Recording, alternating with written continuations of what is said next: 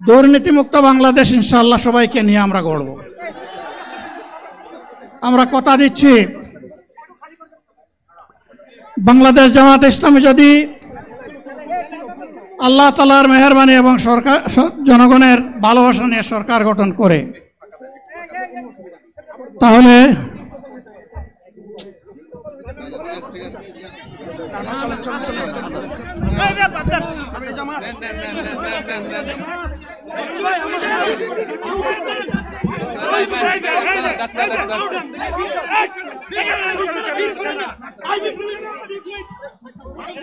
আপনারা নিজ নিজ জায়গায় অবস্থান করুন। আমাদের স্বেচ্ছাসেবকগণ আছেন, সংশ্লিষ্ট বিভাগের দায়িত্বশীলরা আছেন, তারা প্রয়োজনীয় ব্যবস্থা নেবেন।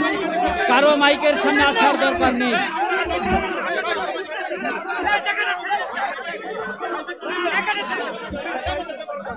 আপনারা অবস্থান করুন নিজ নিজ জায়গায়।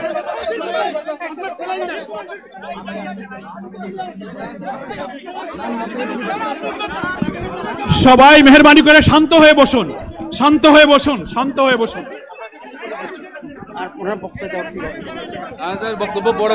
আপনারা সকলে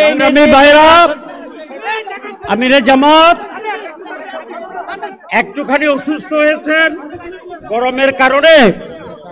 গরমের কারণে হয়েছে, কিন্তু উনি বারবারই চেষ্টা করছিলেন বক্তব্য দেওয়ার জন্য। ডাক্তাররা বলছেন ওনার আর বক্তব্য রাখা ঠিক হবে না। ওনার যে বক্তৃতা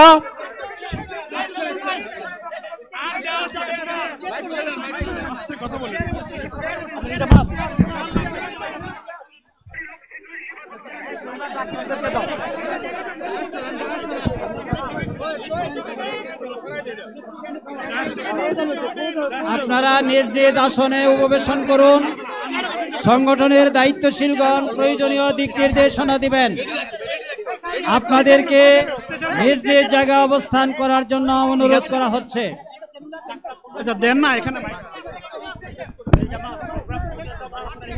আপনাদের এই ড্রোনগুলো আলহামদুলিল্লাহ, আলহামদুলিল্লাহ। আরে আল্লাহ যত সময় হায়াত দিয়েছেন, আল্লাহ যত সময় হায়াত দিয়েছেন তত সময় মানুষের জন্য লড়াই করব ইনশাআল্লাহ। এ লড়াই বন্ধ হবে না। বাংলার মানুষের মুক্তি অর্জন হওয়া পর্যন্ত আমাদের লড়াই অব্যাহত থাকবে।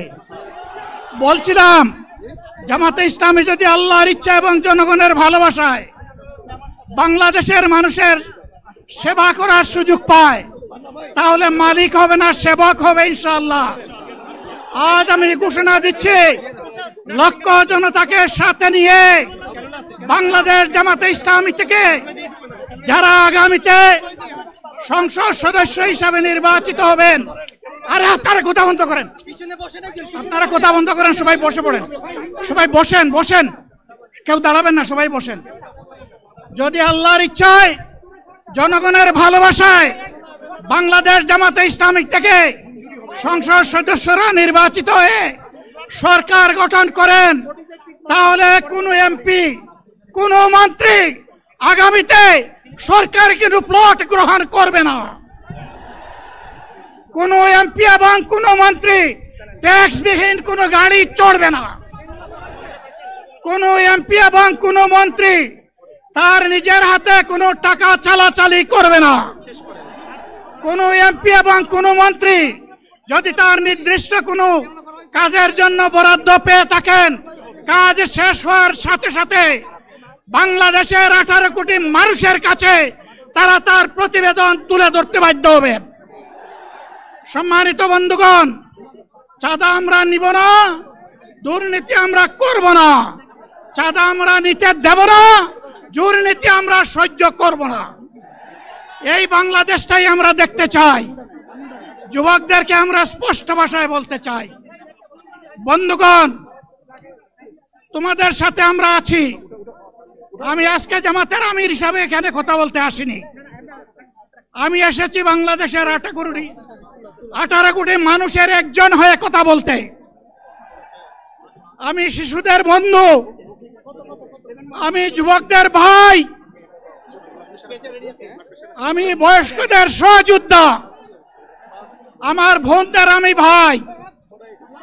সুতরাং তাদের মুক্তির জন্যই আমি দায়িত্ব নিয়ে আজকে এখানে দাঁড়িয়েছিলাম। আল্লাহর ইচ্ছা শরীর আমাকে সাময়িকভাবে সহযোগিতা করে নাই, এটাও আল্লাহর ইচ্ছা যে এখন আল্লাহ আমাকে কথা বলার সুযোগ দিচ্ছেন।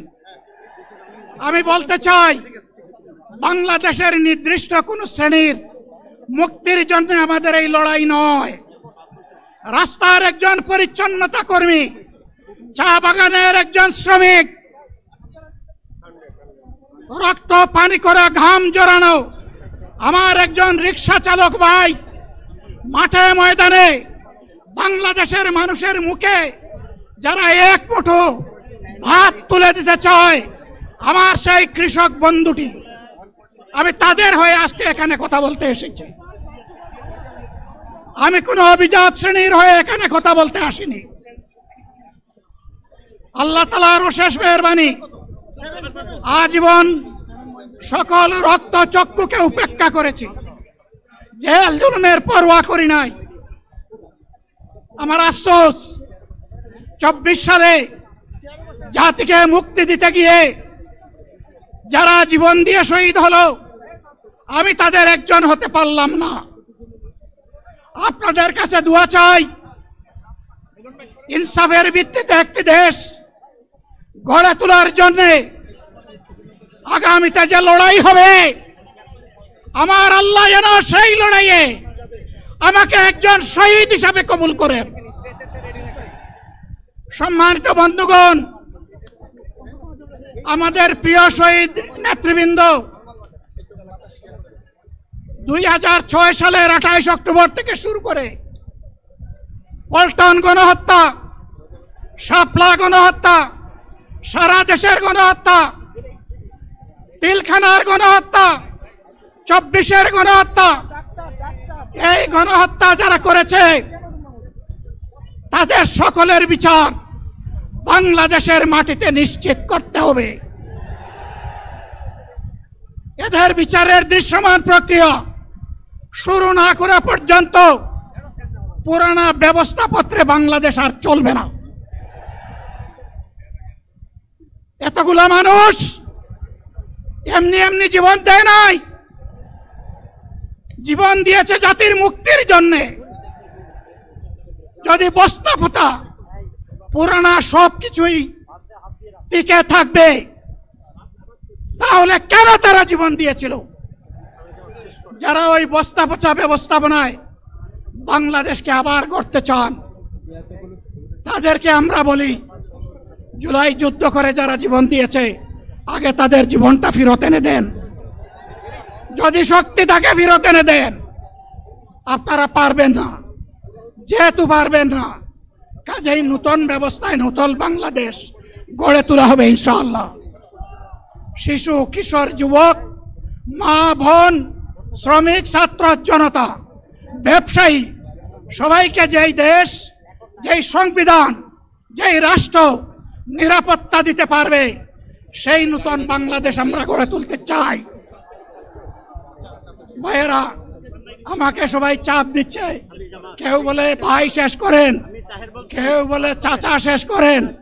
আমি তাদেরকে নিশ্চয়তা দিয়ে বলছি, আমার মৌত আমার আল্লাহ নির্ধারিত সময় থেকে 1 সেকেন্ড আগে হবে না, এবং হায়াত যা দিয়েছেন তার 1 সেকেন্ড আগেও আমি যাব না। অতএব মহান আল্লাহর কাছে আবারও তৌফিক চাই। আপনাদের কাছে যে কষ্ট হয়েছে, আপনারা, আমি তো এখানে শান্তিতে বসাছিলাম আর চতুর্দিকে শুধু দৃষ্টি বুলাচ্ছিলাম, কি কষ্ট হচ্ছে আমার ভাইদের। প্রিয় ভাইরা, এই কষ্ট আল্লাহর জন্য। এই কষ্ট কার জন্য? ইনশাআল্লাহ আল্লাহ তাআলা আপনাদেরকে তার উপযুক্ত যা দুনিয়ায় দিবেন, আখিরাতে দিবেন। আপনাদের এই ত্যাগের বিনিময়ে নতুন বাংলাদেশ আমরা পেয়ে যাব। আসুন সেই নতুন বাংলাদেশের জন্য একবার স্লোগান দিয়ে শেষ করি, নারায়ে তাকবীর। আসসালামু আলাইকুম ওয়া রাহমাতুল্লাহ।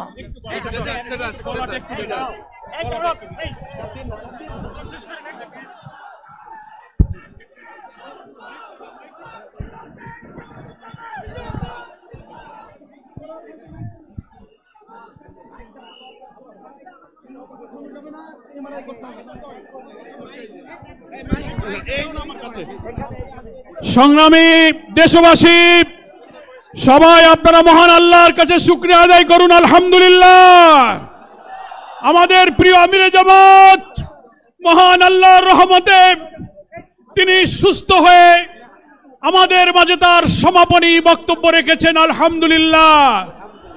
হয়তো প্রচন্ড গরমে অনেকেই যেমন অসুস্থ হয়েছেন, আমাদের আমিরে জামাত সাময়িক অসুস্থ হয়েছিলেন। মহান আল্লাহ তাআলা তাকে কথা বলার, সমাপ্তি ঘোষণা করার তৌফিক দান করেছেন। সবাই আপনারা নিরাপদে দলে দলে যেভাবে এসেছেন, নির্দেশনা অনুযায়ী আপনারা আল্লাহর নামে ধীরে ধীরে ফিরে যাবেন।